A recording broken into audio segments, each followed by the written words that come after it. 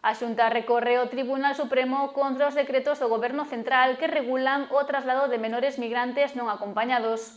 O Consello aprobou tamén a modificación da Lei de Saúde para reforzar a protección dos sanitarios fronte ás agresións.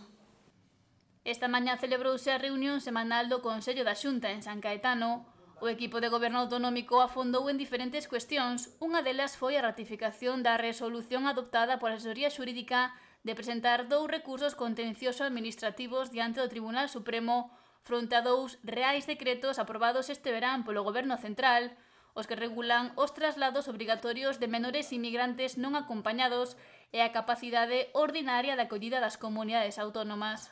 Son 2 decretos. Un primeiro establece o procedimento de reubicación e traslado de menores, que a día de hoxe non coñecemos, non foi pactado, non sabemos exactamente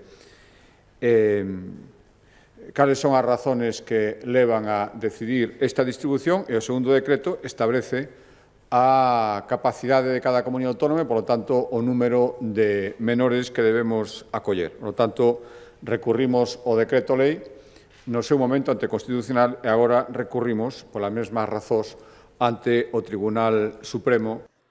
O titular do Goberno galego informou que o Consello aprobou tamén o proxecto de lei de modificación da Lei de Saúde de Galicia, que suporá a posta en marcha de novas medidas para reforzar a protección dos traballadores da sanidade pública e privada ante calquera agresión. Coa que Galicia será a primeira comunidade en contemplar sancións por agredir a técnicos de emerxencias do 061. Ata agora, este persoal sanitario non estaba incluído no ámbito de protección frente a posibles agresións. Agora, esta modificación, se aprobamos o proxecto de lei, vai incluir tamén a técnicos de emerxencias ou do 061. A nosa intención é remitilo ao Parlamento para que entre en vigor, canto antes mellor, dado o obxecto desta lei. O Consello da Xunta deu conta do informe de contratación de obra pública por parte das diferentes administracións en Galicia, que constata que a Xunta acaparou o 32,5% do total licitado en Galicia ata setembro, que ascendeu a 1.213 millóns de euros.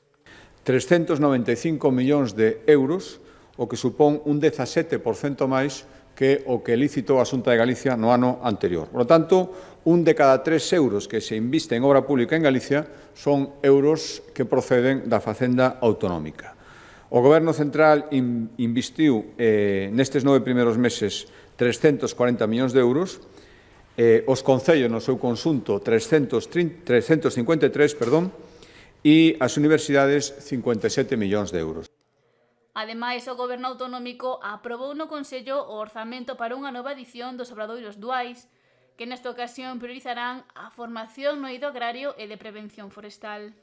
Incrementamos o orzamento un 25% nesta nova edición e hai varias novedades. A primeira e fundamental é que imos incidir especialmente nas actividades que poderían ter máis demanda e máis empregabilidade. Ahora mesmo, por lo tanto, imos priorizar a formación no eido agrícola, e tamén nos traballos de prevención forestal, incluída tamén a limpeza de faixas. Por tanto, o obxectivo é formar novos profesionais para traballar na loita contra os lumes a través da prevención, na recuperación das zonas afectadas pola vaga do verán e tamén para facilitar, para paliar en parte a falla de mano de obra que hai en moitas empresas agrícolas situadas no rural.